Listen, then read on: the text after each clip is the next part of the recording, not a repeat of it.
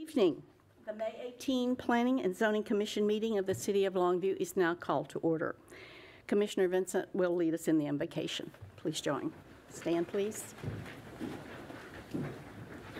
Father, we ask that you bring peace to this meeting. Father, we ask that you give us the wisdom to make the right choices and listen clearly. Father, we ask that you bless those that are misfortunate today with these storms and keep them in your prayers. In your name we pray. Amen.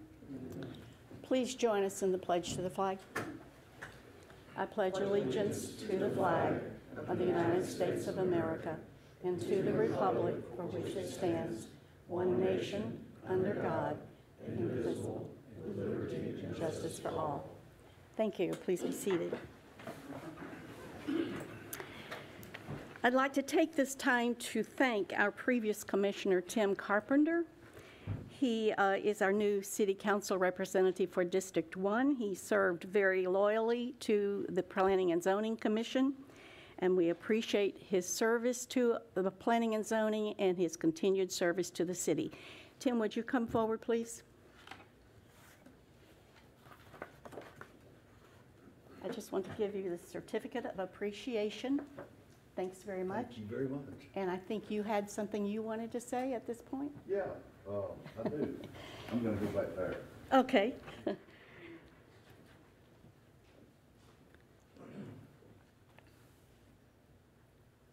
First of all, I want to thank each and every one of you commissioners that I've served with over these last few years, and staff especially. They've really come to the call of duty. It's really been an amazing ride. For those of you who don't know it, that were with us over the 2.5 years of the implementation of the UDC, the Unified Development Code, it was a lot of hours with a lot of people in this town, including our consultants. And I believe that we came together at the end with a plan that will certainly work. To each of you commissioners, I thank you for your friendship. I thank you for your time. And even though I've moved to the council, I still will probably show up occasionally for your meetings because I really like what this commission does. So thanks again, and we'll get going. Thank you, Tim. I also would like to thank 2 additional commissioners that will be rolling off next month. One, unfortunately, couldn't be here this evening. That's Nancy Murray. But Tracy Vincent, I do also have a certification in appreciation of your service. Thank you very much. Yes, thank you.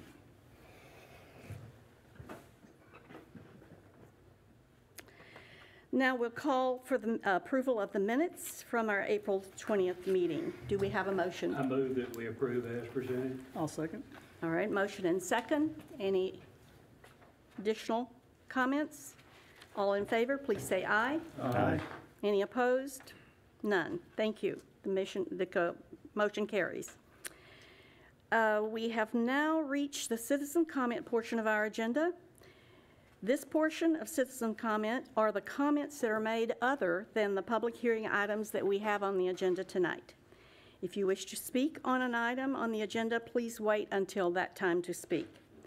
And if you do have a citizen comment, you're invited to come to the microphone and give your name and address for the public record. Does anyone wish to make a citizen comment? Hearing none, we'll move on to the consent agenda. The items on the consent agenda are plats that meet the requirements of the City of Longview subdivision ordinance. These items, or this item, will be approved with one vote unless any member of the Planning and Zoning Commission, any member of the public, or the applicant would like an item removed from consent and placed on the regular agenda for discussion. Would anyone like for an item removed from the consent agenda and placed on the regular agenda for discussion? Hearing none, I will entertain a motion to approve the consent agenda. Make a motion, we approve the consent agenda. Second. We have a motion and a second. All in favor, please say aye. Aye. Any opposed? Hearing none, we'll move forward to the regular agenda.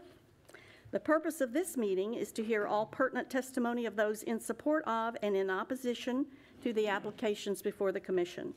Tonight is the first of 2 public hearings required to approve a change in zoning. The Commission also considers plats. The procedure for public hearing items to be followed tonight will be, the public hearing will be opened and testimony will be heard, first from staff, then the applicant, and then the general public. If you're part of a large group with a common interest, we ask that you appoint a spokesperson rather than have each individual restate the same information. When addressing the commission, please begin by stating your name and address and try to limit your comments to 5 minutes. When all sides have spoken, the public hearing on the matter will be closed and no further public discussion will be entertained. After each public hearing is closed, the commission will vote on the request. Zoning requests and the Planning and Zoning Commission's recommendation will go forward to the second public hearing, which will be conducted by the City Council on June 10. We'll move first to regular agenda item A, and Angela will introduce it, please. Thank you. This is a public hearing will be held to consider application M21-01, amending the City of Longview's future land use map from low-density residential to retail and medium-density residential located at the northeast intersection of East Cotton Street and South Eastman Road. And I'll go into my staff report. The future land use map is intended to serve as a guide in establishing appropriate mixes and intensities of land use throughout the city. The future land use map is not intended to be a zoning map to identify exact parcel by parcel basis.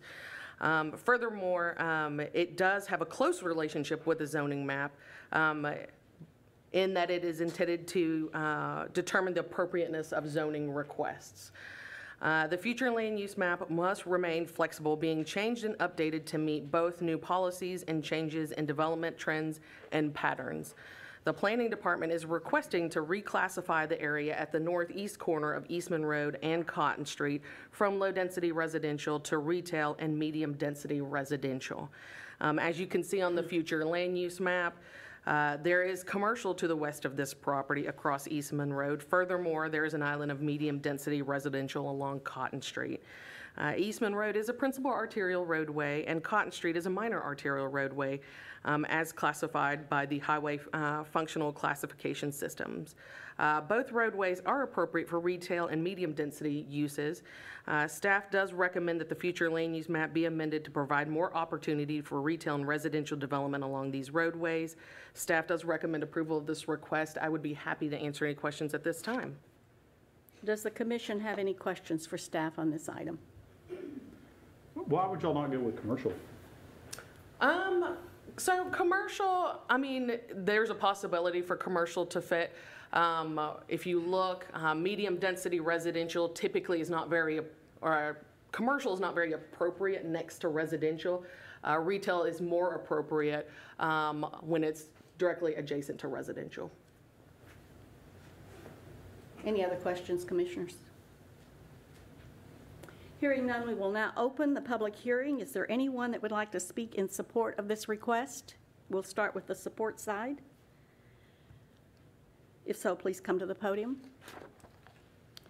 Hearing none, is there anyone that would like to speak in opposition to this request? Also come to the podium. Any additional questions or comments? I will close the public hearing and entertain a motion. I'll make a motion that we approve as read. I'll second. We had a motion and a second. All in favor, please say aye. Aye. Any opposed? Hearing none, the motion carries. Regular agenda item B. Angela will introduce it, please. Thank you. A public hearing will be held to consider application SW21-04 filed by Benny Davis for a waiver to the City of Longview's UDC subdivision regulations, Article D, Section 5.02, subsection A, to allow for a minimum lot width of approximately 49 feet instead of the required 60 feet minimum in single-family 4 zoning district for approximately 0.183 acres of proposed Lot 1, Block 1 Lilly Addition, located at the west side of Lilly Street, north of the intersection of Lilly and Chapel Street. The applicant has come before y'all at the last P&Z meeting, April the 20th, 2021. P&Z took no action on this item, so this item is back on the agenda for your consideration. I will go over the staff report again. The lot was illegally subdivided from the lots to the south It was originally one tract of land.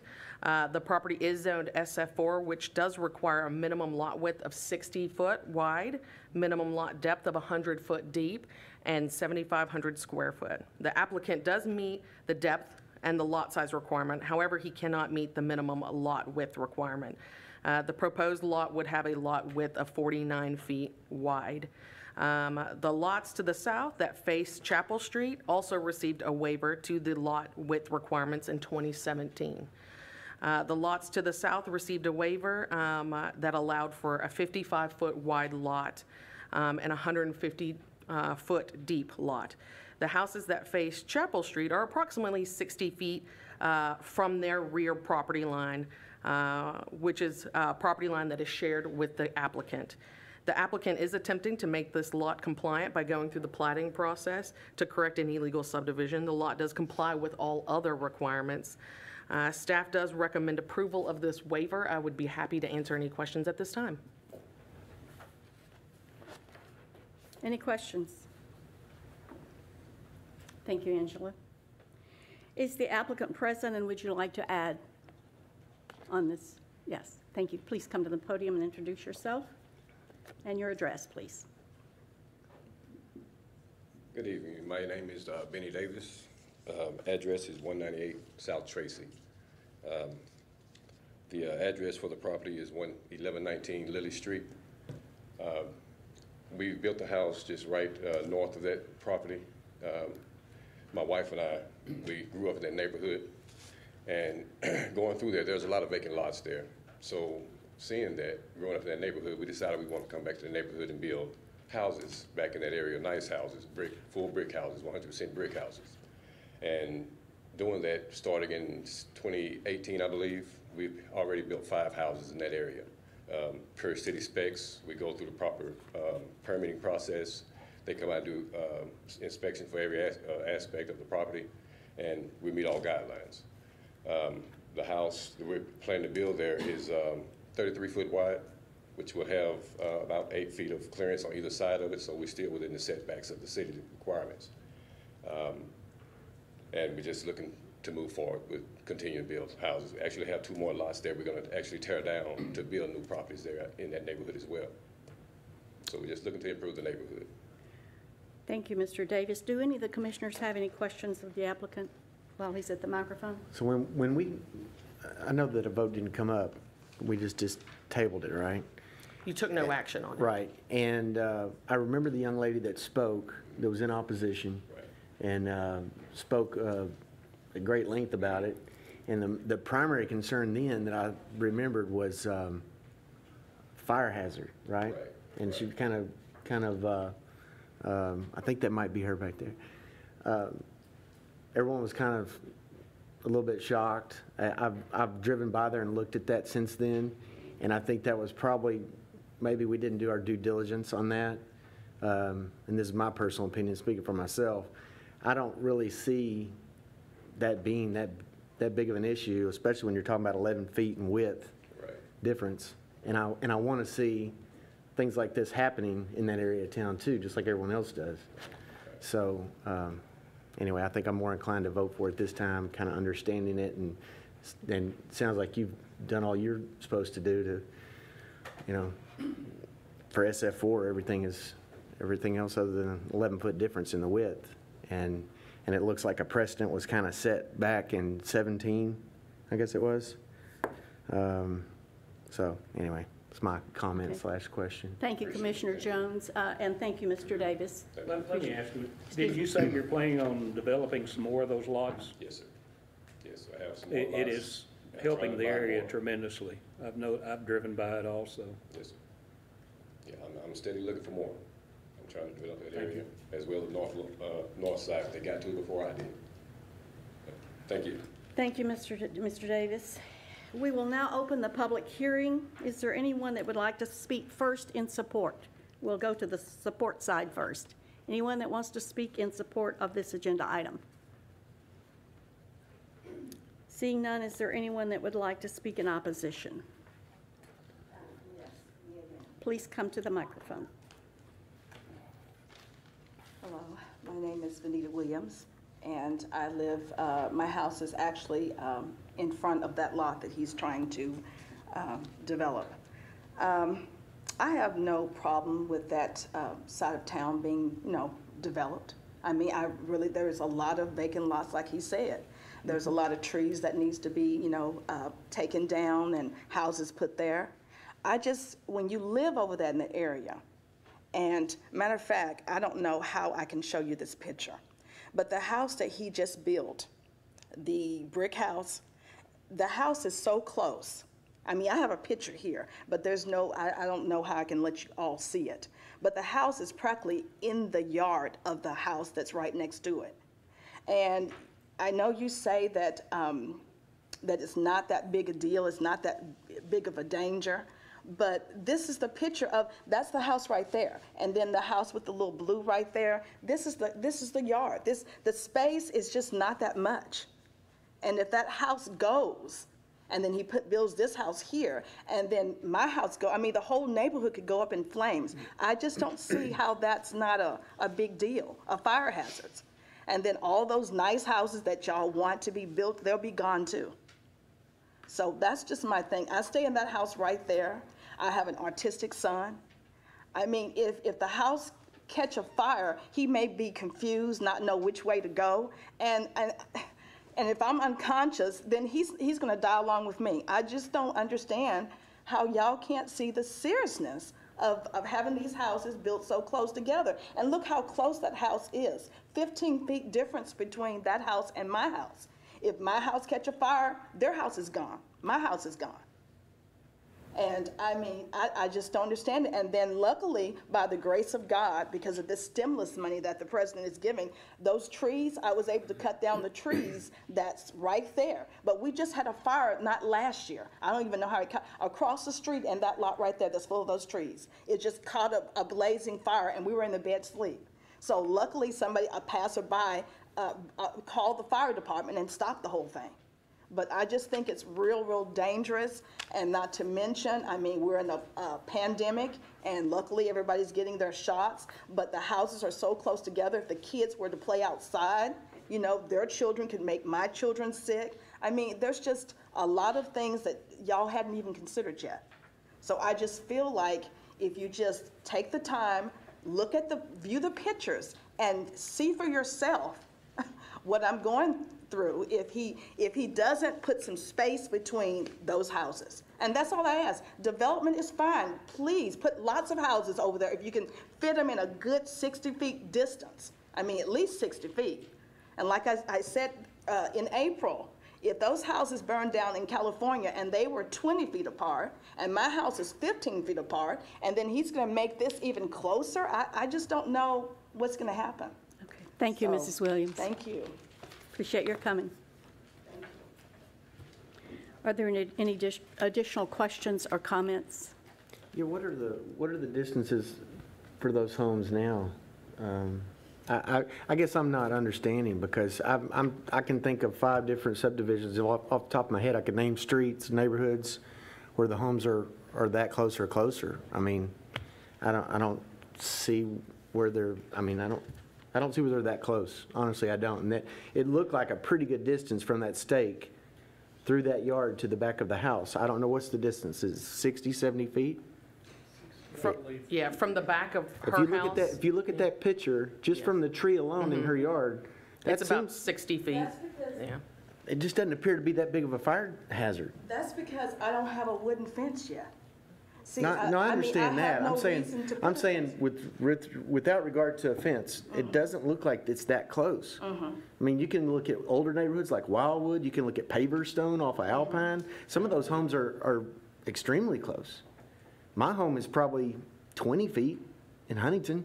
I don't, that looks like a pretty good, safe distance. It's almost like you can't see the forest, for the trees. I mean, really, I don't know how the saying goes, but a fire hasn't happened yet. Yeah. When a fire does happen, y'all are gonna be in trouble. You just don't know it yet. And that's all I'm saying. I mean, you have to try to see the bigger picture here. And if you don't, I don't want to be in the midst of the trouble and then we're trying to figure out where we're gonna stay, what we're gonna do. I mean, you have to look ahead and see that it's a danger to keep building all these houses, even all over Longview, close together. We're in trouble, we're in danger. And a lot of us, if our house go, we're not gonna have any place to go. We're gonna be homeless. Thank you, Mrs. Williams. Any other questions or comments? Hearing none, we will close the public hearing and entertain a motion. I move approval as presented. Second. We have a motion and a second. All in favor, please say aye. Aye. Any opposed? Hearing none, the motion carries. We'll move on to regular agenda item C. Angela, will you introduce it, please? Yes, ma'am.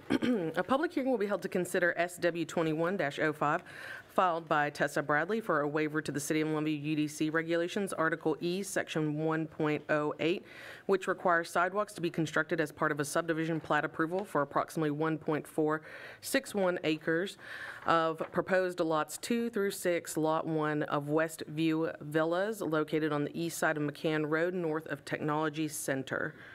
And I'll be happy to go to my staff report. The applicant is requesting a waiver for a proposed 5-lot subdivision that fronts along McCann Road that has approximately 340 feet of frontage. During the comprehensive plan process, sidewalks were a topic of concern among many of the citizens. The comp plan, which was adopted in 2015, references sidewalks throughout the whole document. In 2013, a pedestrian access study noted that sidewalks were needed to provide access to transit stations and key amenities. The comp plan states that sidewalks are needed to increase access to non-motorized transportation options to promote healthy living. Throughout the comp plan, sidewalks are mentioned as a need for the community. It states that the city should create policy to implement sidewalks. It recommends that sidewalks be required for all new developments, and it is listed as a top priority within the comprehensive plan, number 13. The UDC states that the decision maker shall not authorize a subdivision waiver that would constitute a violation of or in conflict with other ordinances, code regulations, master plan, or comprehensive plan of the city. Granting this waiver would be in conflict with many of these plans and ordinances. As stated in the UDC, sidewalks and pedestrian pathways are required as part of a subdivision plat approval, development site plan, or construction plans to help the city achieve the following. 1, promote the mobility, health, safety, and welfare of residents, property owners, and visitors to the city, and to implement objectives and strategies of the comprehensive plan. 2, improve the safety of walking by providing separation from motorized transportation, improving travel surfaces for pedestrians.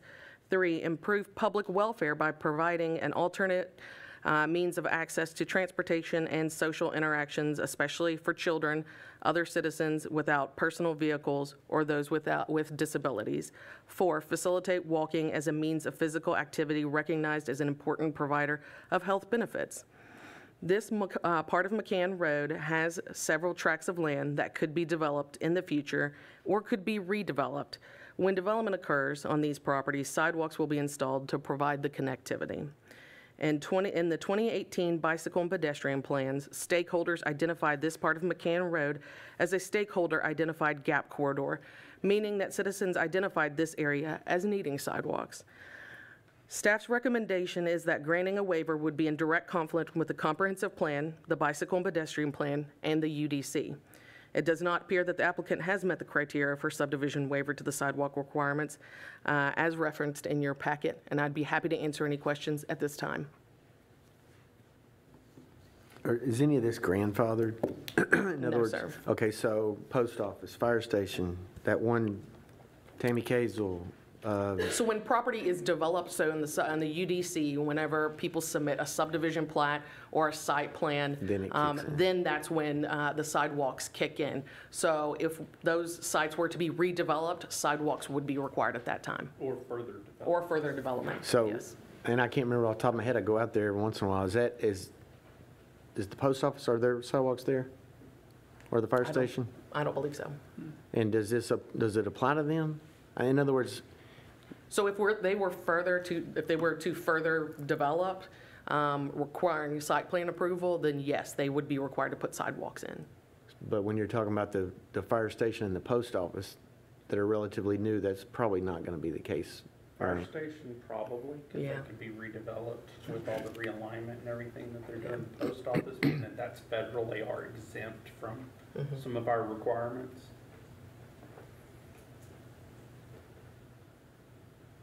So really, in all actuality, there's probably not going to be a continuance from the cutoff, from Spring Hill cutoff, all the way up to George Ritchie, probably ever, would there? There's quite a bit of vacant tracts of land on that. I don't know. My Yeah, mouse is there not- are, to the south there especially. Yeah, I mean, there's quite a bit of vacant land right here. Sorry, the mouse is not right along here, further south. But they're still not gonna be connected, right? Unless everybody down that whole road redevelops. Or develops, yes, that's Yeah. correct. So what autonomy are we given as far as, like, I had some notes yesterday or a couple days ago. Can we just pause here and let the applicant make their presentation, and then Yeah. we'll get back to these questions. We may get some answers in the interim. Is that okay? Mm-hmm. All right, thank you. Is the applicant present? Thank you. Tessa Bradley, 303 West Loop 281. That was my dispute, was the sidewalks would literally begin and end to nowhere. I mean, the house to the left of the subdivision, it's been there 50 years. To my right is the entrance into the technology center, which behind now is going to be new construction.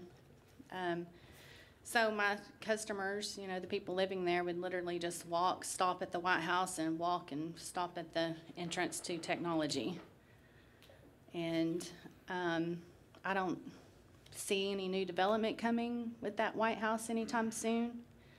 So that was really my whole dispute. Also, I was told, and I don't know if this is a fact or just hearsay, that eventually they could extend McCann Road, widen it, and if that happens, then my sidewalk's gone anyway. So those are my biggest concerns right there. Any questions of the applicant? Thank you, Ms. Bradley. We will now open the public hearing. Is there anyone that would like to speak first in support? Would you please come to the microphone and give your name and address?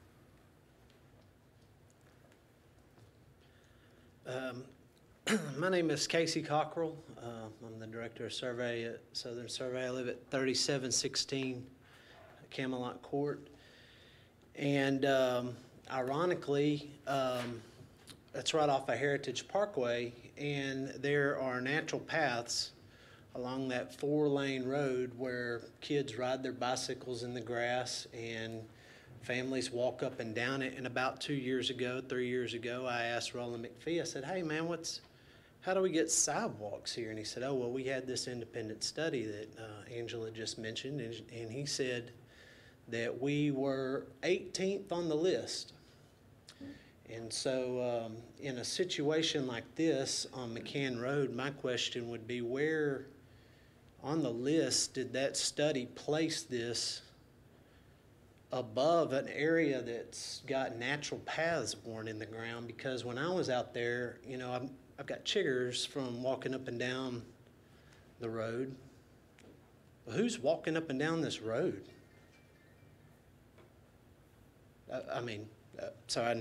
I guess that was just a rhetorical question, I guess. The other issue is, as Tessa had mentioned earlier, it's 340 foot of sidewalk that pretty much starts nowhere and ends nowhere, because there's no catalyst to force the technology park to build sidewalks up to that point, and there's definitely no catalyst for those 2 or 3 farmhouses to the north on that side to ever go through some sort of platting to put in sidewalks that would adjoin it. And some of the evidence that I kind of saw in reading through the different articles about the strict application of this provision would deprive the applicant of reasonable use of his or her land. I think that's a very big issue because I survey a lot of municipals' bond projects where there's decaying old concrete with vegetation growing over the top of it from 80 years ago, and you're like, this is crazy, why are these sidewalks here? In that specific area, in one of those pictures, you can kind of see a bar ditch that comes off the side of the road right there. And I think the construction of this would be an eyesore in 4, 5, 6 years, and I think it would be folly on the city when people see a sidewalk that starts and stops nowhere. And then the other issue that I wanted to bring up was about the utilization of it. Who's walking up and down this? Who's using this? FM Road, or that portion of McCann really kind of resembles an FM Road. It's 2-lane, and you're going to want your middle school kids or your toddlers on their skateboards in the public right-of-way, 15 feet from a 2-lane. I know it's a city street, but I can tell you, with my kids, I wouldn't let them on the other side. Hey, stay off that sidewalk. So I think it's just a poor path. I think it's a poor place to build a sidewalk. And I know that y'all don't consider the economic, problems of a developer building an expensive sidewalk, but the price tag for the use of it and the location of it is pretty absurd. And to say, oh, well, in the future, this could happen, or this could happen, or this could happen, it's going to look like garbage for, piecemeal throughout that whole highway for the next 15 to 20 years, maybe. So, I mean, there's really no provision to improve that area. And the other thing was that if you grant this waiver, it would not affect the orderly subdivision of other lands, in which, I prioritize sidewalks. I love them. I walk up and down all the neighborhoods around all the time. So I even walk up and down Hawkins Parkway. Let's get that going together. But my main thing is there won't be a sidewalk for 1,000 feet south of there, and there won't be another one, for anywhere north of there. And it's just, I don't see how it adds value to the community, and it's kind of punitive to the developer to have to go through these waivers. But yes, I highly prioritize constructing sidewalks in our community when they're properly, when the ordinances are applied properly. So that's my 2 cents. Thank you, Mr. Cockrell. Appreciate your comments. Anyone else wants to speak in support? Now it's time for those in opposition. Does anyone care to speak in opposition to this request? We do have a letter. Should I read this? You can, I'm thinking it's appropriate at this time, and I thought the representative might be here. It says, we do not support the petition for a waiver from the Westview Villas developer. The request to somehow utilize the common drive as equal to or as a substitution for the sidewalk doesn't seem to be in compliance with the new Unified Development Code that was recently adopted. We currently have 12 acres of land to develop along McCann Road, with another 27 acres of land to be accessed from this part of McCann Road. If this kind of waiver is granted for Westview Villas, we will definitely be asking for the same waiver for the sidewalk requirements for our future developments. This is signed as a representative, I cannot pronounce the last name, but Todd, last name, representative for the Chin Family Limited Partnership. So we'll make that a matter of record. Speaking in opposition, does anyone else wish to speak in opposition? Any additional questions or comments?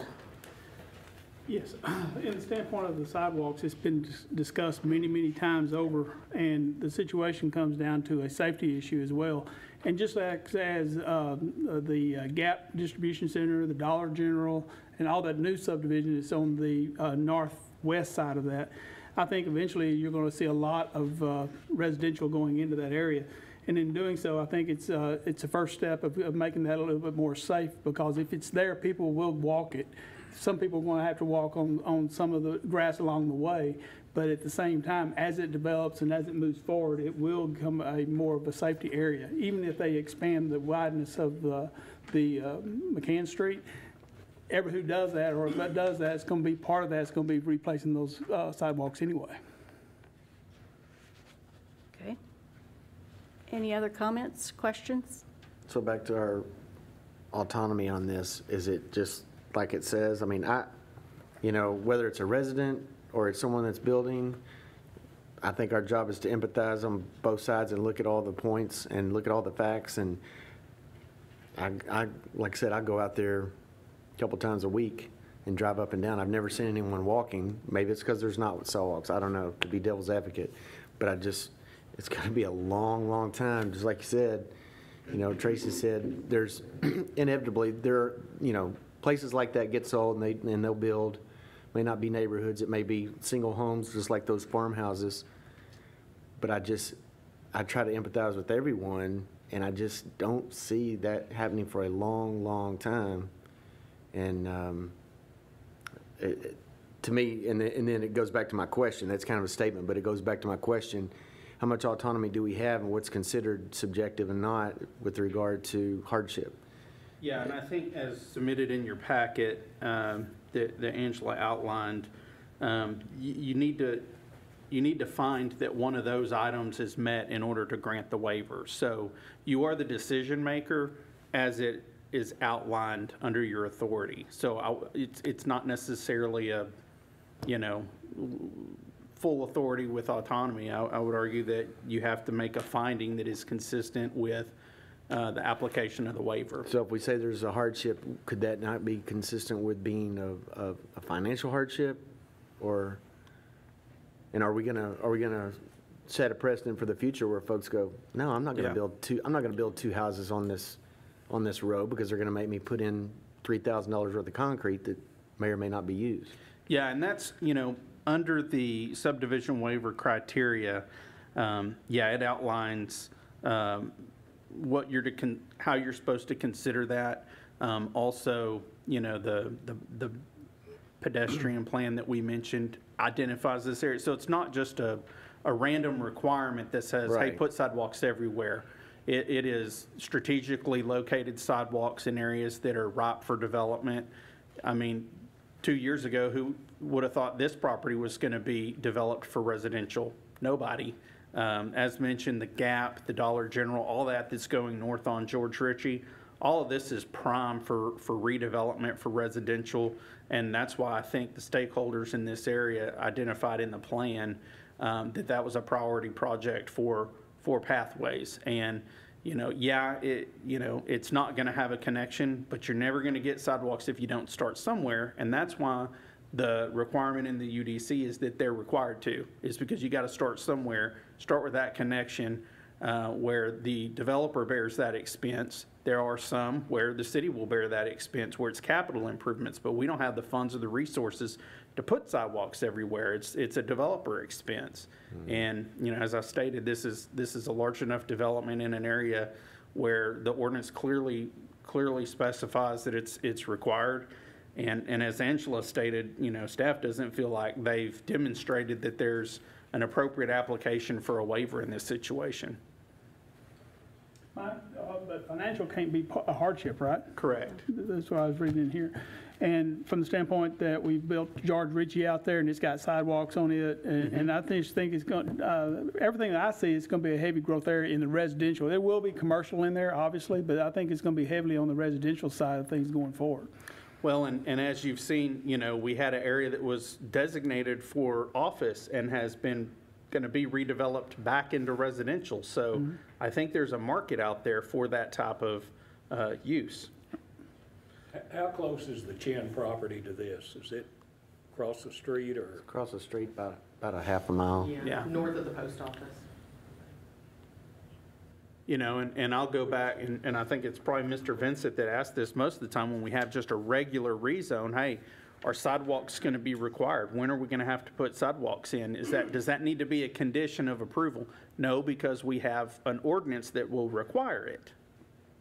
And I think you're establishing a dangerous precedent if you, let them not have the sidewalks, and then the Chin property is developed, and they're going to ask for the same thing, and you're defeating what the citizens of Longview asked for. And there are going to be times where we look at it and there is an appropriate application for a waiver.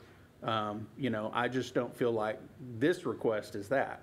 And that's why there's a waiver procedure so that we can look. Now, it's very narrowly defined, and that's why we have that waiver criteria.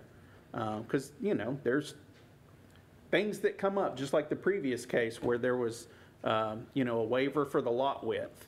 We can't just fit every situation into the defined rules, but I just don't feel like that this situation fits that criteria of what council has adopted here for us to do.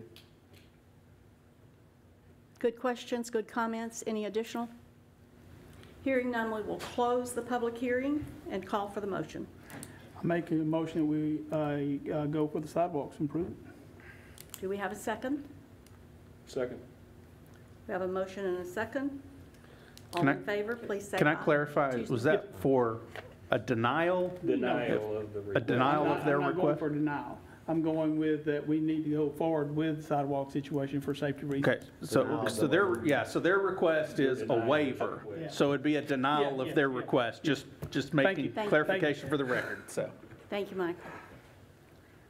Does everyone understand what the motion is? Okay, thank you. And we have a second. All in favor, please say aye. Aye. Any opposed? Nay? Hearing none, the motion carries unanimously. And do we need to restate that, or is it clear to everyone? I believe it's clear. Okay. Thanks for the clarification. Yeah, thank you. We appreciate that. And I certainly appreciate everybody's participation. Regular agenda item D. Angela, will you introduce it, please? Yes, ma'am. This is a public hearing will be held to consider application S21-04 filed by Verizon Wireless requesting a specific use permit for a radio, television, cellular, or microwave tower, also known as a cell tower, in Neighborhood Services Zoning District located at 3008 Gilmer Road. The applicant is requesting a SUP for a cell tower. This application, it was a different application, but same applicant, was submitted last year for a traditional cell tower that was 215 feet tall. The Planning Commission took no action on the item. The applicant has submitted a new application that has a different design and height. The proposed cell tower will be a monopole tower instead of a traditional cell tower. The tower will be 150 feet tall. That includes a 5-foot tall lightning rod. The proposed lease space will remain the same, being approximately 40 foot wide by 40 feet deep. The area will be fenced with an access gate, and the setback from the leased area to the nearest property line is approximately 19.21 feet. The tower and the equipment will remain within the boundaries of that fenced-in area. The City of Longview does have a water tower located directly adjacent to this property to the north, but it appears that after discussion with city staff, the city is okay with this request with the following condition, that the SUP be approved with this following condition. If it is determined by the city engineer in the future that the applicant Verizon Wireless cell tower would cause communication interference between the city's proposed or existing communications equipment, specifically concerning the antennas that radiate plus or minus 15 degrees from the 190th degree position off the water tower, then Verizon Wireless will make available space on their proposed cell tower for the placement of the antennas at the range specifically between 130 to 140 feet or other height as agreed to in writing. This antenna space on the tower will be provided at no cost to the city of Longview, while Verizon Wireless shall bear no cost whatsoever for the city's installation of antennas on the tower or to make the tower ready for the city's antenna. Co-location of city facilities will require co-location application to the tower owner for a structural engineering evaluation of the cell tower. Structural upgrades to the tower are the responsibility of the tower owner. If Planning and Zoning Commission recommends approval, staff requests that the condition be made as a part of that approval. And I'd be happy to answer any questions at this time. Has Verizon agreed to this condition? Yes, sir, they have, and their representative is here. Yes, sir. Is this not the one that we did on zoning board of adjustment? No, sir, it's not. But you did hear this case last year in Planning and Zoning Commission, and so y'all took no action on the item, so he's come back with a different We did something design. on ZBA with it, didn't we? No, not this location. I read this somewhere, I don't know. Thank you, Angela. Is the applicant present? And would you please come, would you like to speak? Thank you. Hi, my name is Louis Martin. I'm in 100 Backbone Creek, Burnet, Texas. And thank you for allowing me to speak this evening. As Angela mentioned, we had a proposal back in March of 2020. We came to Planning Commission. There was no vote on that. We kind of listened to the community. We got some negative feedback on the design on that. It was a 215-foot tower with the 15-foot lightning rod. It was a wide tower, it was a self-support tower, so it received some negative responses, so we went back to our engineering team. I went back to them and said, what can we do to make this as minimal impact as possible? So what the design was is, instead of being a tower that's gonna be 20 feet, 25 feet at the bottom, it's a slimline monopole design. The water tower that's adjacent to it that you see in some of the pictures is about 130 feet tall, so we're barely gonna be taller than that water tower. It's going to be 150 feet. There's some pictures right there. If you go back 2 pictures, you can kind of see what, there you go right there. That's what it's going to be. So instead of emanating 200 feet and 15 feet above the tower, we withdrew that proposal. This is what we're submitting now. So 60 feet lower is what we're looking to do. It's going to be considerably smaller, considerably less width. We also went out there and did drone pictures. As you can see, we took 7 different locations, 4 within the community. I gave you all packages. It's not going to be visible from 4 different locations within the subdivision. It will be visible from Gilmer Road, but you would expect that from traffic. So the purpose of this facility is going to be communications. We have to be able to provide communications with all the COVID. Everybody's working from home. We've been trying for 3 years now. Last time I was here, I told you it was well over 2 years. It's been 3 years. There's no other locations we can provide service. This is it. This is our last straw. He said, our engineers, up to the VP level, there's no other options we have. This is our last straw. So I ask you to please approve this. A couple points I want to make out is the nearest property to the east, it's more than half the width of the property away. So there were some discussions about affecting property values. We've looked at it. You're probably going to hear tonight that it's going to affect property values. We've looked up studies. For every study that says cell towers affect property values, there's studies out there that say they don't affect property values. I can personally tell you a lot of people, when they move into a neighborhood, they want to see that where they work from home, that they have service. If they work from home, they got to be able to use their phones. And so that's what Verizon's trying to do. If you can't use your cell phones from home and you can't work from home, you can't do your job. And so especially with COVID that's going on, a lot of people aren't going to be going back in the office. So that's something I want to say. Also, I want to point out that if you're worried about a little bitty pole that's right there, I understand it is a little bit, some people may say it's an eyesore, but you're going to be seeing it from the road, not from the neighborhood. That's why we lowered it. There's the photographic evidence from the photo sims I provided, to the City Council and also to the Planning Commission. So that's something that's in the favor for this new proposal. We did withdraw that, took a lot of time, re-engineered everything, and that's why we came back with this new proposal. So. All right, thank you, Mr. Martin. Do the commissioners have any questions of the applicant? So Verizon has agreed to the stipulation concerning what the city has asked for? 100%, yes, Okay, sir. because emergency management is operating off of this, is that correct, part of it? Public Works can answer, but yes, off the water tower. That is correct. We agreed on the previous proposal, and we're also agreeing on this one as well, with no issues whatsoever. Public Works, we thumbs up, said yes. If there wouldn't be any issues with this, but if there was, they could move their antennas off their water tower and put it on this tower. No issues whatsoever. Okay. One of my questions was, how much of that equipment can be put on this monopole situation? Is it just, is it weight limit? That pole's strong. That pole is very strong, and we're the only ones going on it. And what he has on there, that equipment, we could, I mean, would only need to put that one, he has like 5 different sectors or whatever. He'd only need to put one of them emanating what that one condition had, would be the one coming in the vicinity of where the pole is. More than adequate to do that. And it even says in there, if we had to structurally upgrade the tower, it'd be at tower owner's cost. Yeah. I saw City that. wouldn't be responsible for it. Right. Okay. Any additional questions? Thank you, Mr. Martin. Thank you for your time. I appreciate your consideration. Certainly. We'll now open the public hearing. Is there anyone that would like to speak in support? We'll start with the support first. Anyone wants to speak additionally in support? I do want to say that with our application, we had 44 letters of support, and we submitted that with our application. I don't know if you received those, but there were 44 letters of support that we worked with the community, and we submitted that with our application.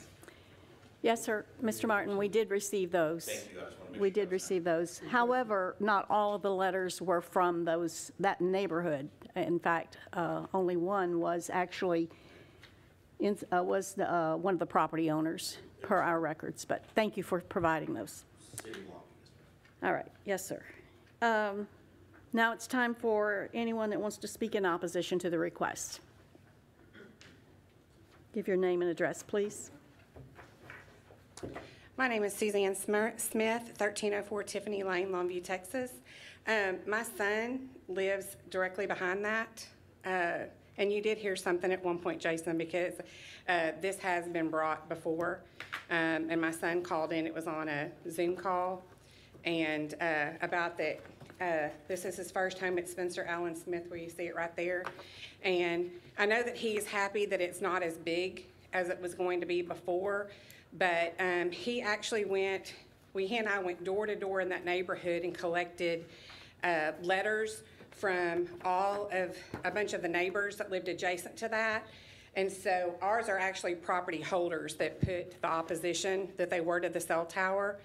And some of the pictures that we saw, in fact, one of them with that Camaro, Anna, will you pull that back up?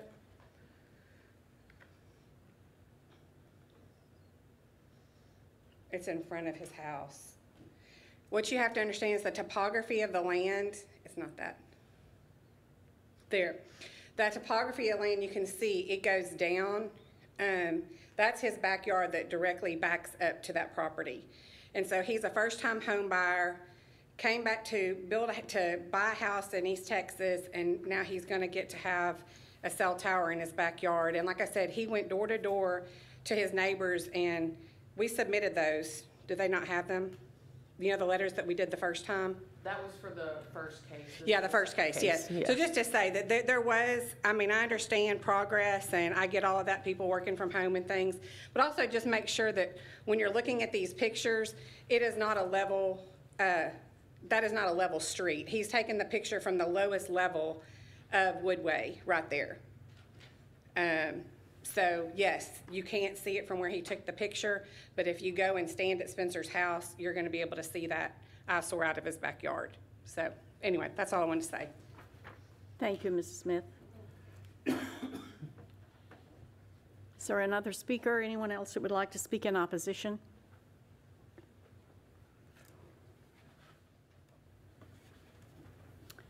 Hearing none, we'll close the public hearing. And we'll entertain a motion.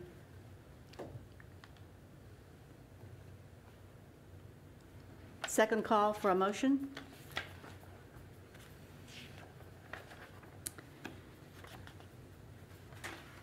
The agenda item has failed due to lack of motion. Thank you. We appreciate everybody's participation. We'll move to regular agenda item E. Angela, will you present it, please? Thank you. This is a public hearing will be held to consider application S21-05 filed by Robert Greenlee requesting a specific use permit to allow for a spa, salon, or barber shop in office zoning district for the west portion of Lot 3, Block 2 of Walnut Hill Professional Center located at 905A Walnut Hill Drive. The applicant is requesting a specific use permit to allow for a spa, salon, or barber shop in office zoning district. The overall site, if you can go to the aerial, the overall site has a shared parking and access agreement between all 4 buildings. Looking at the minimum parking requirements set forth in the UDC, it does require 1 parking space for every 200 square feet for a spa. For an office, it requires 1 parking space for every 300 square feet for office uses. Based on those calculations, the overall site is compliant with parking. They do have 28 parking spaces, or it's required to have 28 parking spaces, and they have 35 parking spaces. Staff finds proposed zoning change is consistent with the comprehensive plan, and therefore it does not constitute spot zoning. Staff would be happy to answer any questions at this time.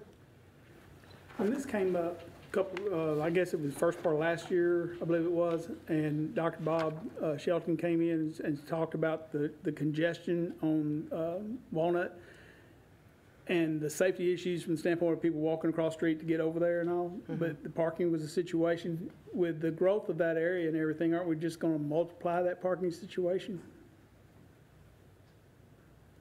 I mean, possibly, yes.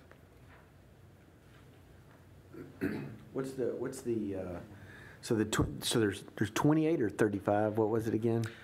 They're required 28, they have 35.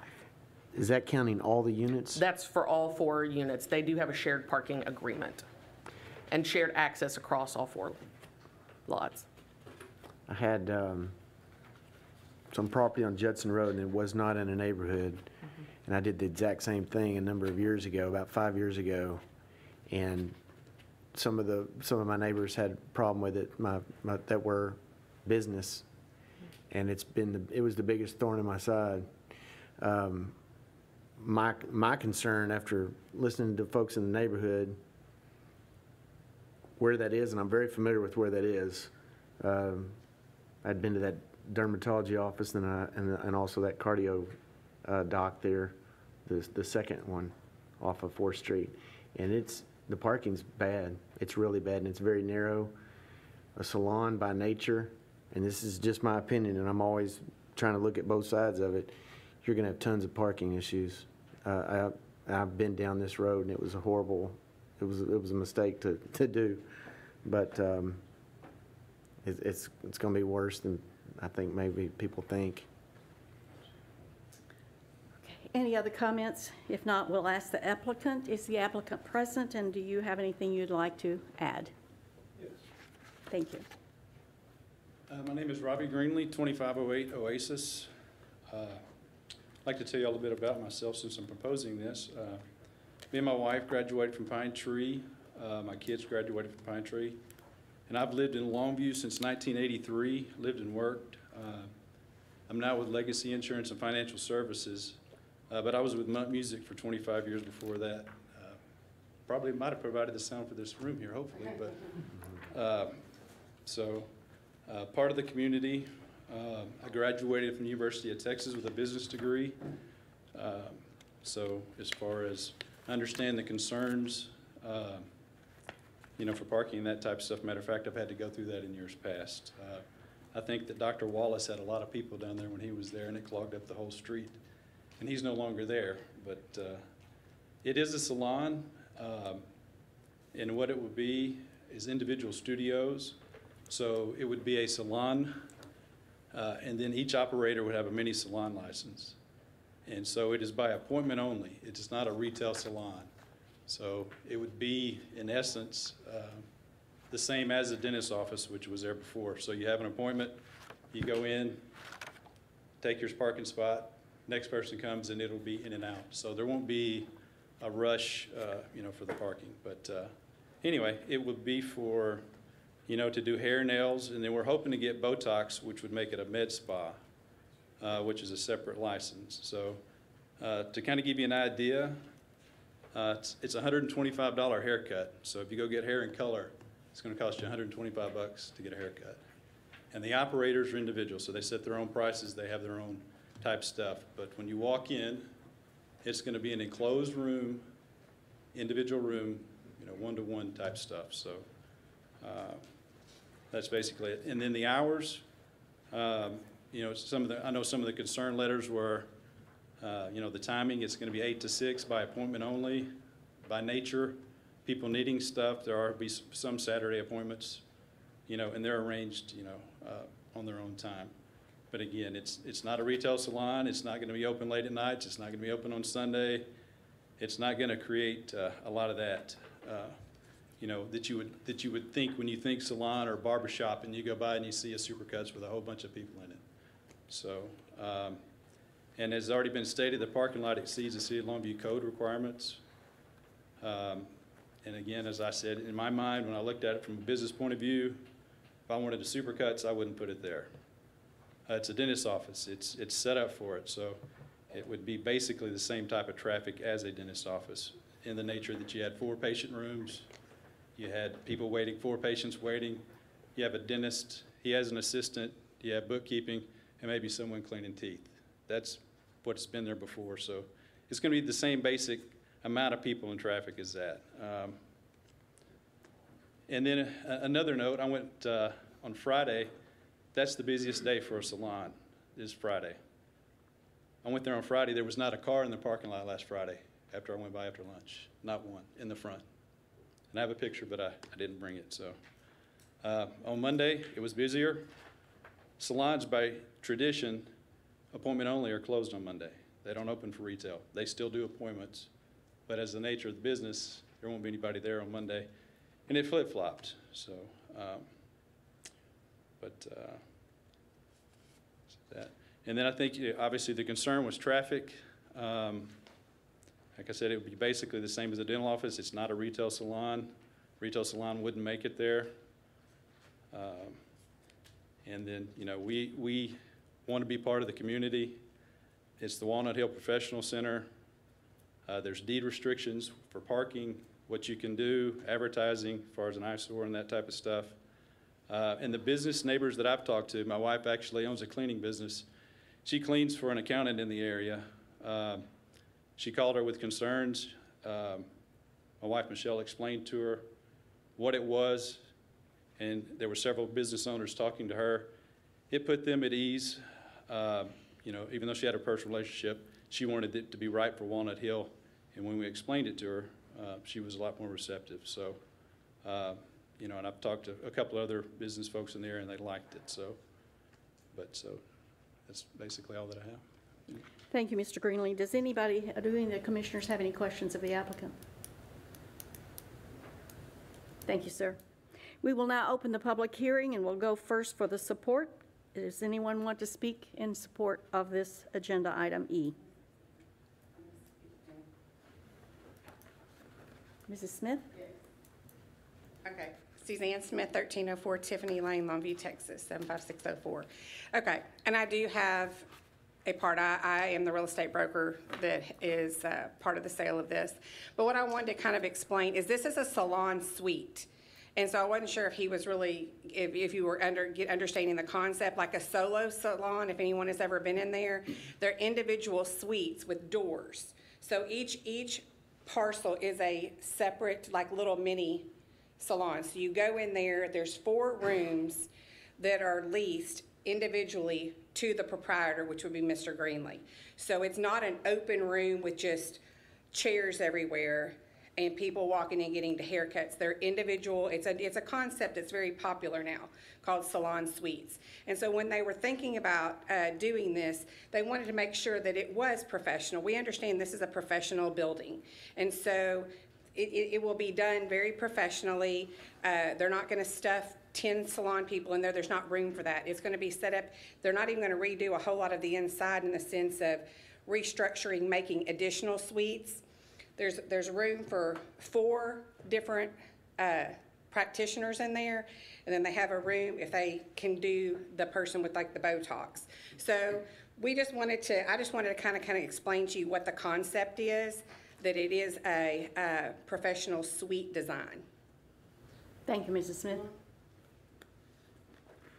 Anyone else want to speak in support of? I didn't fill out a card, but can I? Of course, yeah. Sure. Fill one out after. That's fine. My name is Mike Smith. I also live at 1304 Tiffany, and I'm Suzanne's husband and Robbie's friend, and he and I work together. There's a lot of, I think most of the discussion that's been against this has been about parking, and that has been a problem over there in the past. And I'm going to point out that Dr. Wallace was the problem, not personally, but I was a patient of Dr. Wallace's, and when he was in that office on the corner of 4th Street and Walnut Hill, his practice was so busy that I personally have had to park in the street out there. And Dr. Wallace is no longer there. He has moved his practice out on the 4th Street extension out there. And I've also been out there a number of times since Robbie started looking at this property and considering putting this in there. I've been there different times of the day, different days of the week, just looking at the parking, and there's not been a single car in the street out there. There's not ever been a single time when all of that parking was occupied, ever. So I think that that's a lot. I want to alleviate people's fears when they're thinking this is going to increase traffic, it's going to increase parking. It's not going to do that, because he's not really changing the usage. He's changing what type of business he's got, but he's not changing the usage of that property. So just my observation, want to try to point those things out. Thank you, Mr. Davis. Mike, isn't there parking behind that building for There's a like for lot the of employees to parking. park? Yeah, if you'll look there at the drawing, there's, goodness, and that's where actually the bulk of the employees for all of those businesses park. There's not a lot of parking. There's 2 spaces behind the unit that he's purchasing to the right there, Anna. But there's multiple parking spaces behind all of the other units there. And again, they have a shared parking agreement there. So employees park primarily in the back, and then all of the clientele, customers park in the front. And then, like he said, it's by appointment only. So they're going to be able to control the people coming and going by controlling their appointments, because they obviously don't want to stack people in there, having them to have to wait. And the type of clientele they're going to pay, the kind of money that he's talking about charging for his services, are not going to participate in a traditional barbershop type setting. So anyway, if that helps. Any additional questions? Thank you, Mr. Smith. All right, now, is there anyone that would like to speak in opposition to this request? If please come to the microphone and give us your name and address.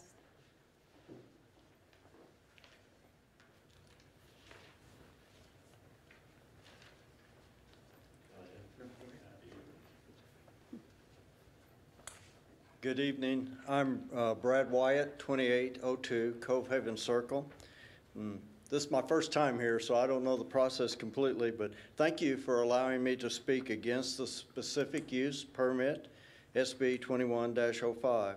This morning, I didn't know the process, so I emailed my concerns to Mayor Dr. Andy Mack, the councilperson Christine Ishihara, City Manager Keith Bonds, and Planner Anna Scott. And Anna, you promptly responded to me, and thank you for that. I'm a homeowner in the neighborhood, and I'm like Mayor Andy Mack's daughter. We live in that neighborhood and believe the rezoning should be rejected because of the following reasons. There's a lot of congestion at the Walnut Hill, 4th Street, Medical Circle intersection. Anybody that comes south on 4th Street knows how difficult it is to get in on Walnut Hill because of the congestion there. There's significant overflow on the street parking in that area. I know they say it's not. I'm a neighbor. I live in the neighborhood, lived there since 2018, and they come at times that I must not drive through that street because there's always cars parked on the street. There's also increased traffic and longer hours of operation we think will be detrimental and have potential negative impact on both the businesses and on our neighborhood. Pam and I chose Hollybrook Cove because we love Longview. We appreciate the accessibility to the city and the medical facilities nearby, but we also enjoy the relative isolation that we have in our neighborhood because of Cargill Long Park and the medical offices that surround that neighborhood. We believe that Longview has ample other locations that are better suited for the proposed business and would not require a special use permit and would not have the same negative impacts. Therefore, we ask that you deny specific use permit SB 2105. Thank you for listening. Let me ask you a question before you leave. Yes, sir. If you're opposed to this, what kind of business would you suggest going in there? Well, we think the businesses that are currently occupied, the medical type practices that are there, have been very successful and they're no problem. We were aware of all of those when they were there.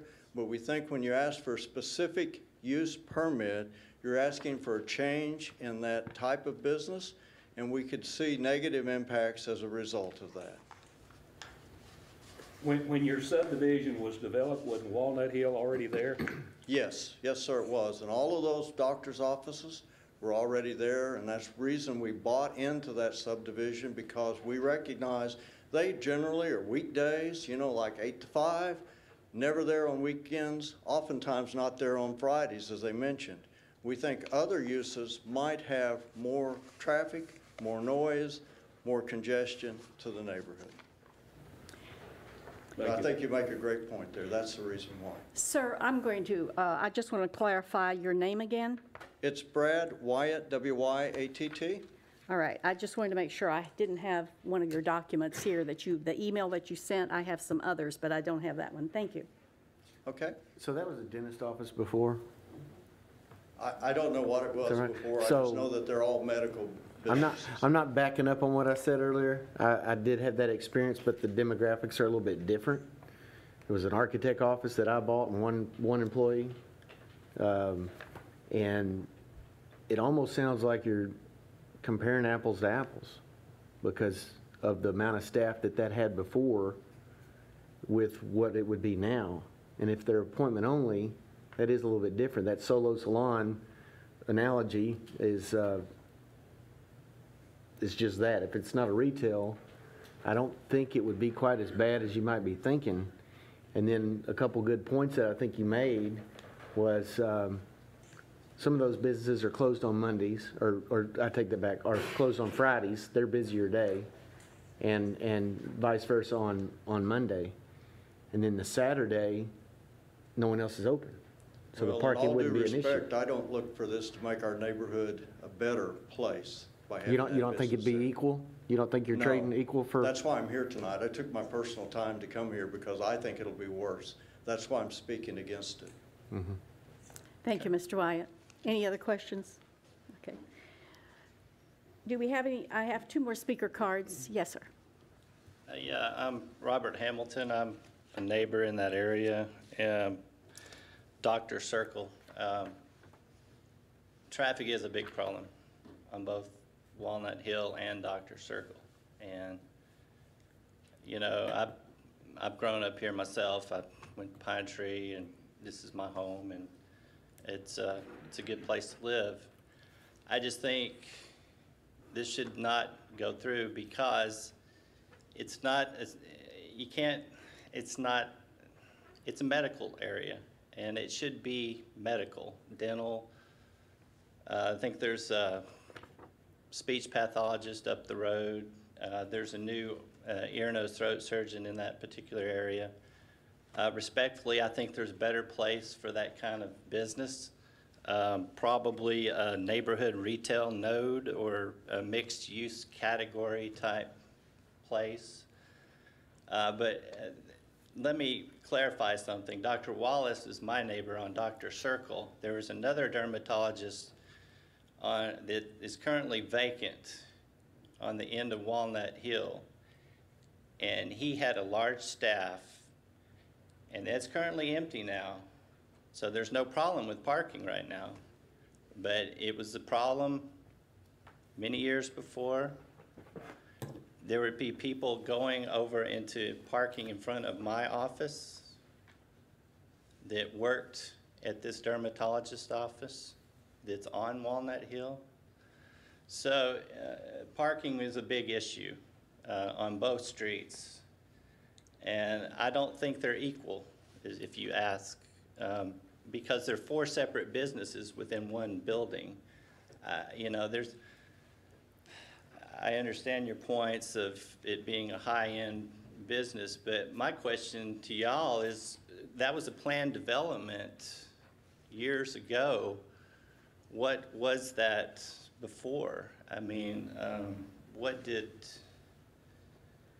So we're going back to our zoning map. So the south portion is a planned development, but the north side of Walnut Hill is zoned office, and then Dr. Circle is zoned office. Okay. Yeah.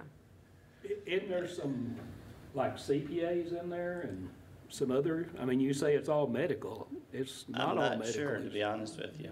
Do what? I know there's I'm sorry. physicians, there's, I think like there's a a speech CPA in- pathologist. On Dr. Circle, I believe there is a Yeah, there CPA's is, office. Yeah. But it's still office. She happens to be my CPA is Yeah. the reason I know there's one in there. Still office zoning and requires office parking 1 to 300. And I think the neighborhood, the gentleman that lives in that neighborhood brought up a good point. Even though a lot of people went into that neighborhood to be close to medical, dental, hospital, things of that nature. So with all due respect, I just don't think this is the proper location for that kind of business. Well, you're gonna have the same amount of people in there because there's 4 offices in there and each one's gonna have individual license, I guess is the best way to say it. So you've got the same amount of people working in there and you're doing it by appointment. So your volume is about the same. It's just a different industry. Would you agree with that? I would agree with that, but also there is an empty building, like I said before, that's for sale on the end of Walnut Hill. And when that building gets bought, or that's gonna, potentially lower that person's chance of selling that building because of parking. And parking is an issue. And Well, the one on the very end where Dennis Adams' office was, that's got a lot of own parking within itself right there. And of course, you got some overflow probably going in the street like all the way up occasionally. Yeah. And then Dr.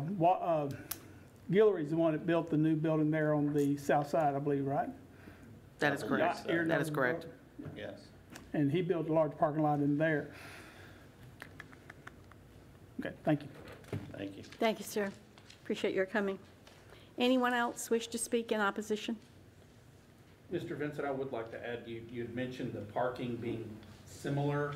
The parking required for an office is different than what's required for a salon because of the traffic calculated and so forth. So on an office, it's 1 to 300 versus 1 to 200. So the parking does factor in a different type of traffic there.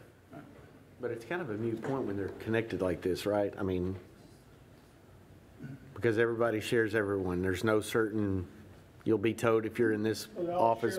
Yeah, I mean, if you look at just that spot, and I'm trying to squint and look at it, their property that they own or that they would be purchasing only has really 2 parking spaces. I think the ones in the back are non-compliant.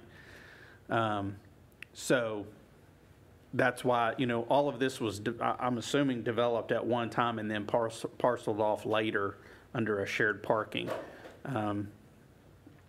But yeah, traffic, parking, all has been mentioned out here. I think when the residential development went in, I think there was some opposition from the office community there just because of the amount of traffic that was going to generate, and there was a parking problem there. So it's kind of always been there. Okay, thank you, Michael. Are you Mrs. Lawrence? I am. Yes, Thank please you. introduce yourself and then make your Rhonda comments. Lawrence, 2803 Cove Haven Circle. Thank you.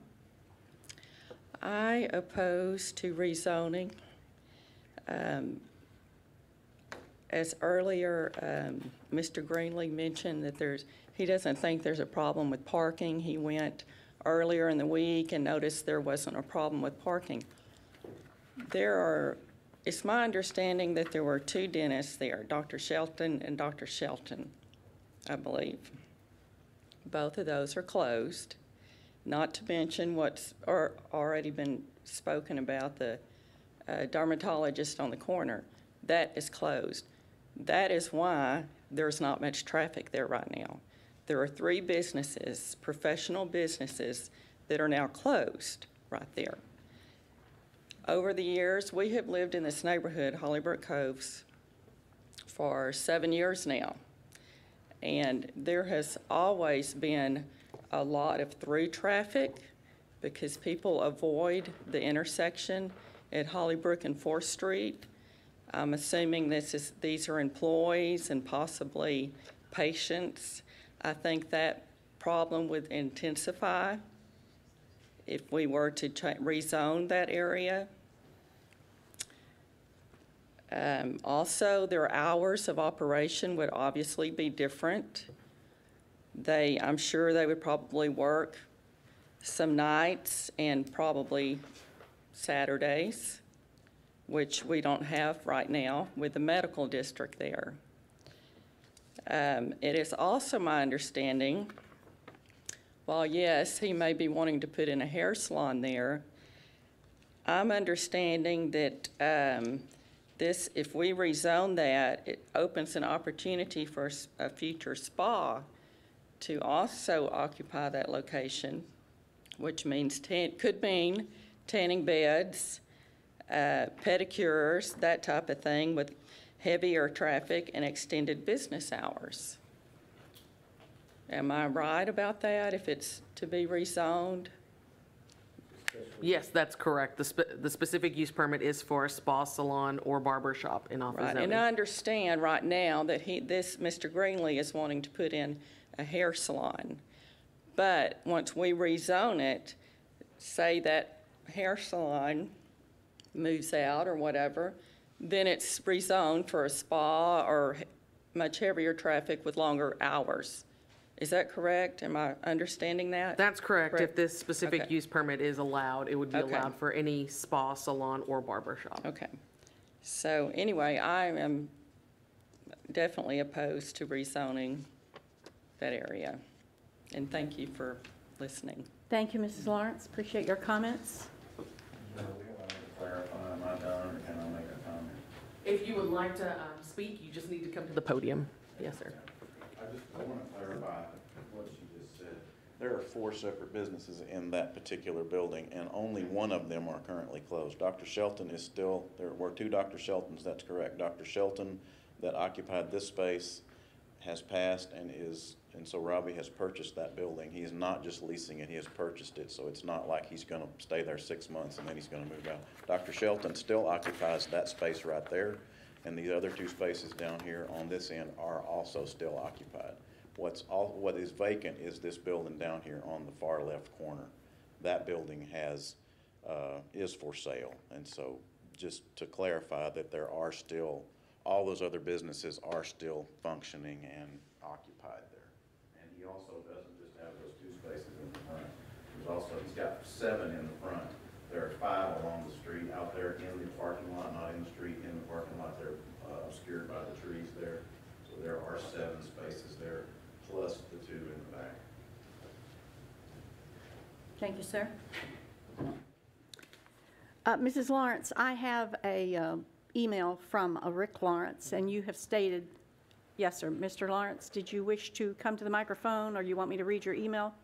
You can read the email, sure. Why don't you just tell us what's on your mind? Go ahead. No, you come to the microphone and say what you want to say. Okay, I'm going to avoid the traffic issue altogether. Ron and I bought this lot 7 years ago.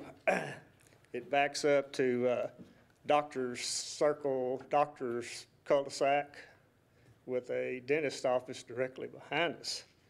And we're sitting here thinking, well, that'll be a pretty good idea because dentists never work on Friday, Saturday, and Sunday. Therefore, our backyard will be relatively private during the weekend. So that was our idea, but the city employees might have to help me here. I'm not wishing these people any bad luck in their business. I just wish they'd had their business somewhere else. The city, you're stating that once this is rezoned, it's forever rezoned. It can have salons, things of that nature from now on. Is that right? That is correct, yes, I sir. think in my email I stated that once the genie is out of the bottle, some commission 10 years from now, some city commission, zoning commission may say, hey, we've got some other places here that we would like to rezone, and what comes next, what comes after this particular business.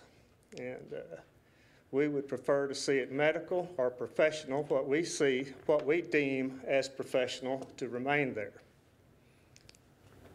Thank you. Thank you, Mr. Lawrence. Is there anyone else that would like to speak in opposition? I didn't fill out a card.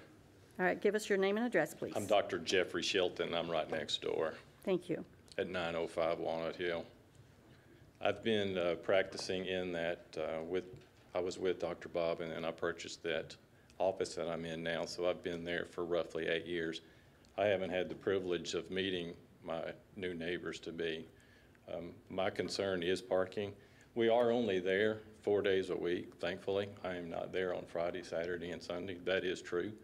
The days that Dr. Devapali and planned there, it is an issue with parking that we have. There's me and a hygienist, so there are 2 providers. To your point a while ago, Mr. Vincent, there would be 4 providers basically in that. So that's 8 people. That would be 8 cars right there that would be looking at, and that's with no one waiting. Yes, the parking in the back, right behind my building, that is where my employees and I park. Parking is difficult there. Dr. Bob used to park right behind the back and come strolling in there. So that's my issue. People do park out on the road there where it clearly says no parking. I know Dr. Bob, when he was still with us, he was concerned about emergency vehicles being able to get up and down the road. So again, I have no issues. Again, I haven't had the privilege of meeting them. I wasn't planning on really having to speak, but just to clarify, I am still alive and I am still in business. So, but thank you. Thank you, Dr. Shelton. It was Dr. Shelton, right? Anyone else would like to speak? Any additional questions or comments from the commissioners? So this lot only has 2 parking spaces currently? There's 2 right in front, but there's a couple of spaces right, front. I got yeah, you. along On the the street. road. Okay. Those 2 in the back are non-compliant. I did not even count them in my 35 parking analysis because they're not compliant. Any additional? And your cross-access agreement, who maintains the parking spaces? Who pays to repair them? Who maintains them? It's a 25% split. If you own one unit, then you pay that. Can you please come to the microphone? Thank you. The way I understand it, when I read the, I guess it's deed restrictions, planning is that, and I've got the document here if you need it, but each person would pay, or each business would pay 25% or your percentage. So if you own 2 of them, you'd pay 50%. And it's shared utilities, parking, lawn care, maintenance, whatever it may need to be. It's in the deed restrictions.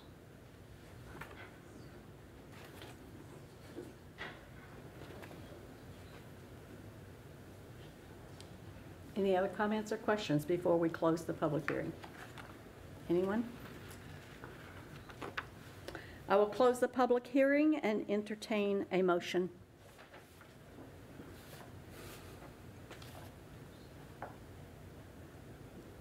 Second call for a motion on agenda item E.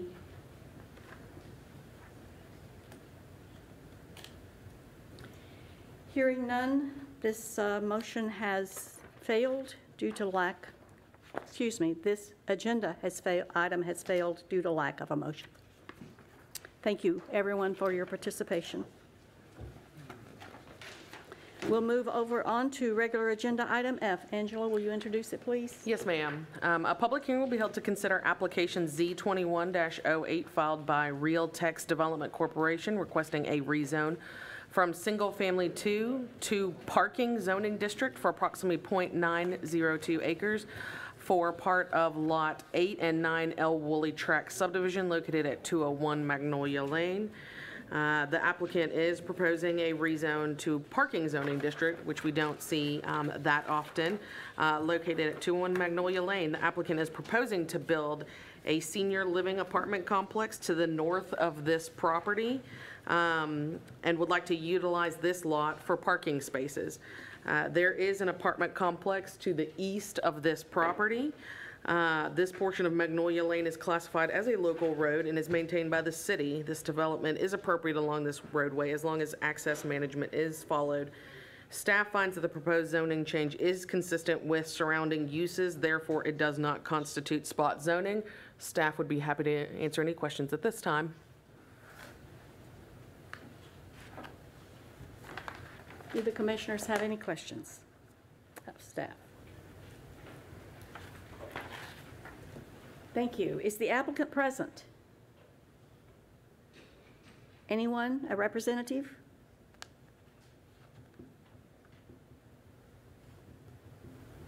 Okay, do the commissioners have any additional questions? So that's all that's lined up there, is that all parking, or is there So going to be? this would be the request for parking. This is already zoned MF, multifamily, so they would come off of Magnolia and there would be parking, and then they would build the apartment complex back here.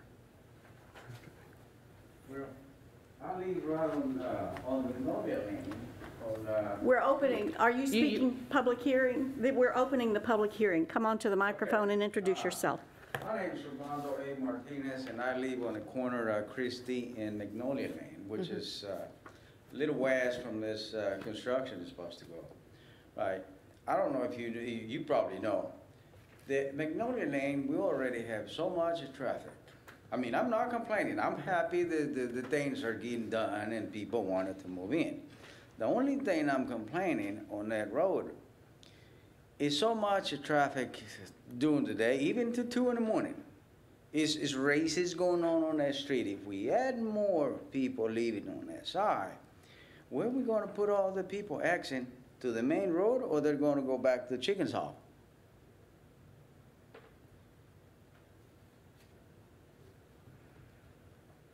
Well, so this project has not gone through site plan, so we're not real sure exactly how, but from the plans that we have seen, it appears that they're going onto Magnolia Lane. But then we got a problem on Magnolia Lane. It's going to be a lot more traffic, and I don't know, but it's getting way more than in a short distance of the road. It was only half mile, okay? So if you add, and I don't know how many apartments they're going to try to build there, but if you add another, let's say you add another 20, that's by the time you get in and out, it'll be about 40 or more people coming in. So you're adding another 40 or more cars on that road. It's going to be tough because that road going right by my house on Christie, you barely can, if two cars coming, one goes and one coming in, you can't even turn because they made it so narrow when they did the new road, and they never widened it out. You barely making it. So if there's be only that way or this way, you can't go that way because there's no way to go. Yeah, Magnolia Lane is, it is a local roadway. However, it is a 4-lane roadway. So, our city engineer is here and he could answer this, but I believe, based on the 4-lane roadway, that it has the capacity to handle this type of development. I think it's a local. I'm sorry? How much parking would that be? How many spots would that be? They're required. They haven't given us a site plan. I mean, they gave us a very generic plan. I don't know how many units it's going to be. What they proposed was a senior type of development, and really one building, a one building senior. Yeah, it's very similar to the one that's out there on the East Loop, Mhm. kind of at the intersection of Page Road. It's very similar to that. It's a tax credit apartment. They've made application, they've not been awarded the tax credits, but as part of that application process, they have to get all their property, zoned and everything. Let's see, and I'm trying to remember how many units that is. It's less, I think it's less than 100. I See if it's can't less. remember offhand. Yeah, let's say it's 60. Let's say it's 60 apartments. How many cars you gonna add in there? And remember, to the west side, it's tough to turn left or to turn right because we don't have a traffic light there. I mean, this is one of the worst spots we have right there close to the mall, to turn it either way. If the other way, going to the east side, you don't have no trouble because you're running into the traffic light. But on the west side, eventually later on, you guys gonna have to put a traffic light because there's been a couple cars going straight through the neighborhood. But again, it's like I say, I'm not complaining. I'm happy that people looking out to do something. The only thing I'm saying is just, it's gonna be way too much traffic. Michael, do they have to have Thank you, the Mr. zoning- Martinez. Thank you. Excuse me. Okay. Go ahead. Do they have to have the zoning in place in order to get the approval for the Yes, tax? in order to do the final award of that, and I haven't looked at the updated list to see where it's kind of like a 12-month process. They do a preliminary application and then their final application, and then they go through the scoring process, and then they have deadlines as far as when they have to have, all the property under contract, when they have to have the property fully zoned. Right. And you said the city engineer was here? Yes, Alton is here. Yes, Alton Bradley. Thank you. Hello, Mr. Bradley. Thank you for coming up. You've got apartment complex basically on the far east side of it, and you've got the apartment complex to the far west of it there at McCann. Do you feel comfortable with the traffic situation there as far as what's going in and out? Because I know it's picked up because we've widened it and improved it. How many units were you talking about? I can't remember offhand. It's been a number of months since I've looked at that application, but I know it's less than 100. I want to say it's like in the 86 range is ringing a bell. I think that's very similar to the one out there on That's East got to be Loop. pretty close. Yeah. And I've seen a copy of their just kind of very generic site plans, very similar. It's a single building, multi-story with parking around it.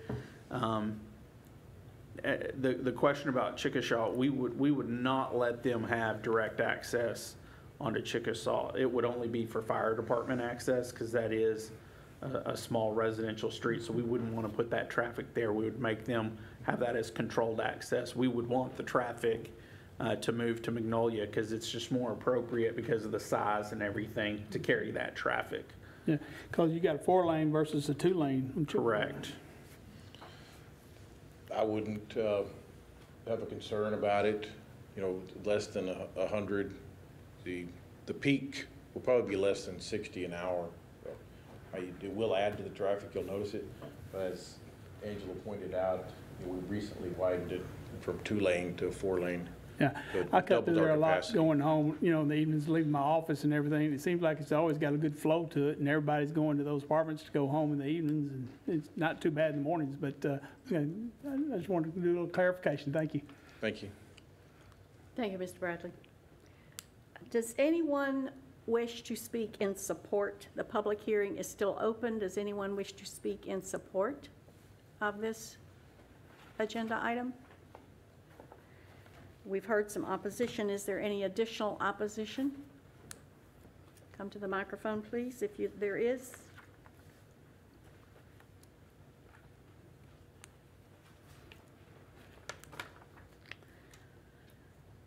Are there any additional questions or comments? If not, the public hearing is closed.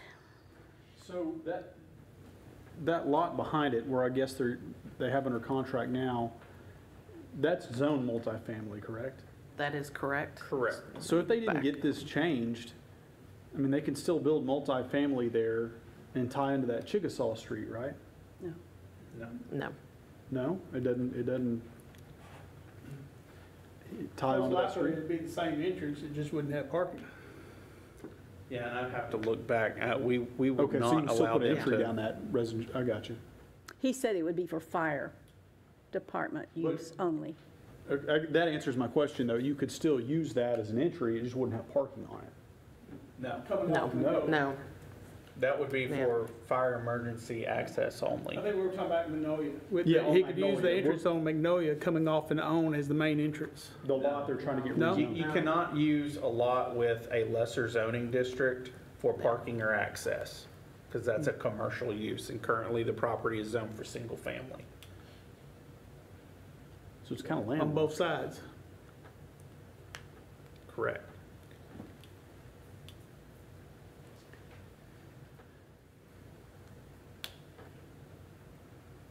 Any additional questions, comments?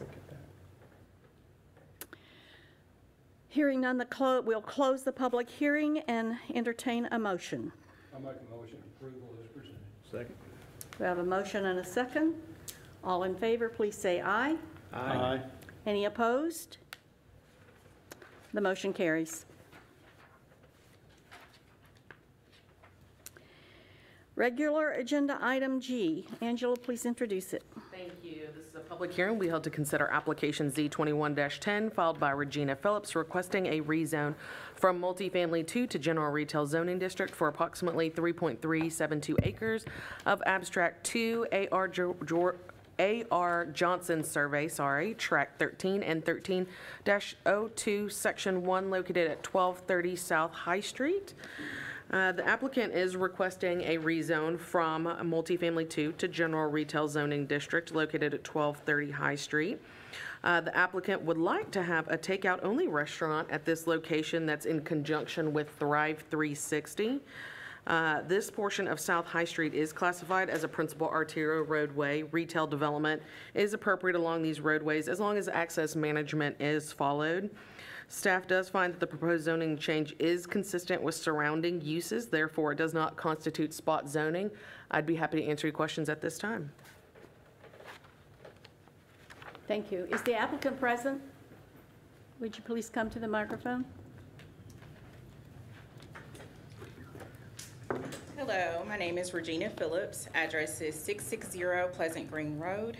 And we are seeking to rezone this area to retail so that we can have, as Angela stated, a takeaway restaurant. The restaurant would be in support and partnership with Thrive Longview, where my 13-year-old currently attends. And it's to help financially support Thrive to expand in surrounding communities, but also to be a support to the students there so that they can have just basic life skills trainings and economic training through our restaurant. Do the commissioners have any questions? Regina, where is this in relation to Paul Martin, the old Paul Martin? So the building is directly adjacent to Paul Martin Jones. Currently, Thrive uses it for exercise. They call it the box. And inside of the box, there's a small area that has a commercial kitchen there that's not up to code. But we've been approved to use it if we can have that area rezoned. And Paula Martin Jones is right here, Jason. You can look right here. Paula Martin Jones is right there. Okay. So Paula Martin Jones faces Avalon. Yeah, okay. Yeah. And they're requesting to go into the other building? Yes, ma'am. Their request is for this property Okay. right here. Now, is Thrive Longview in that building, or is it down in the Paul Martin Jones building? No, they're in this building They right are. here. Paula Martin Jones is a city facility, so they're right here. This request is for this location right here where Thrive 360 and I believe Longview Child Development Center is also in there. They're still there, Yes, open ma'am. and operating? Okay. Learn to swim there and play t-ball there.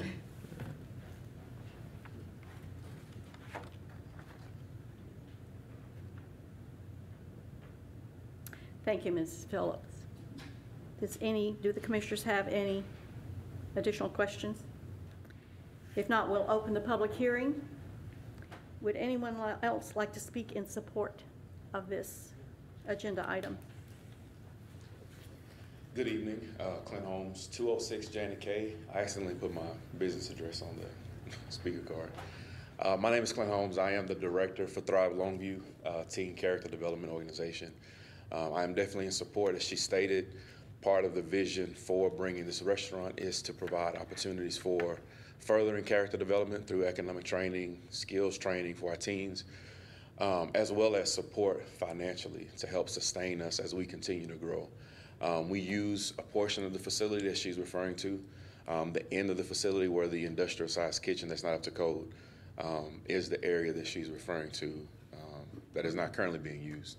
And so we definitely support it. We think it would be excellent, not just for our program and helping us to develop teams, but also just for the development of that campus. The vision for that campus for over 20 years now, which started with the Martin family, was really to provide an area, a safe area for development of K through 12. And so this really would be in support of that vision and would help us continue to move that forward. Okay. Any questions? Thank you, Mr. Holmes. Anyone else wish to speak in support? All right, anyone that would like to speak in opposition, please come to the microphone.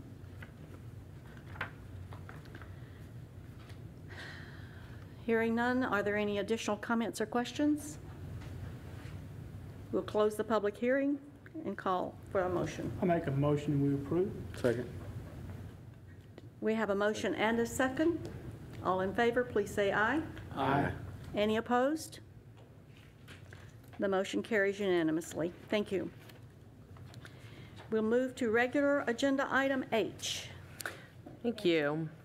This public hearing will be held to consider application Z21-11 filed by Sensato Development LLC requesting a rezone from single family 4 to general retail zoning district for approximately 4.291 acres of abstract 262 A Jordan Survey, tract 19, 20, and 21, section 5, located at the northeast corner of East Cotton Street and South Eastman Road. So this application is associated with the staff case for the future land use map amendment. The applicant is requesting a rezone from single family 4 to general retail zoning district. Eastman Road is classified as a principal arterial roadway, and East Cotton is classified as a minor arterial roadway. Retail development is appropriate along these roadways as long as access management is followed. Staff finds the proposed zoning change is consistent with surrounding uses, therefore it does not constitute as spot zoning. Staff would be happy to answer any questions at this time. Any questions for staff? Thank you. We'll now open the public hearing. Is the applicant, excuse me, I should back up and ask for the applicant first. Go right ahead. Thank you, Madam Chairperson. I'm Sherwood Blunt. I'm here on behalf of the ownership of this property and here to answer any questions.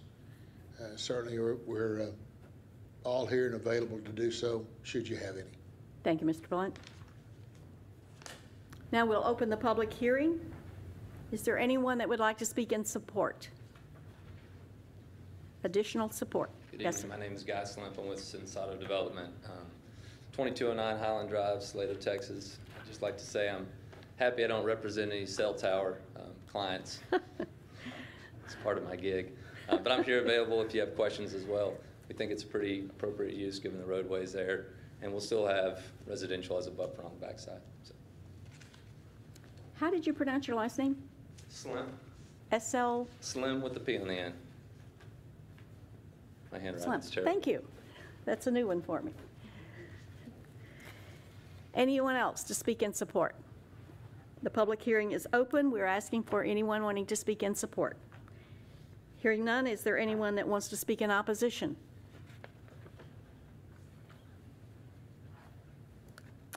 Are there any additional questions or comments? We'll close the public hearing. Entertain a motion. Make a motion that we approve as presented. Second. We have a motion and a second. All in favor? Aye. Aye. Any opposed? Any opposed? Hearing none, the motion carries. Thank you. Staff update. Yes, ma'am. All items that went to council last week were approved. Thank you. Any additional questions or comments? We want to thank everyone for coming. We had a nice audience tonight, and everybody has just done beautifully. We thank you, and have a nice evening. This meeting is adjourned.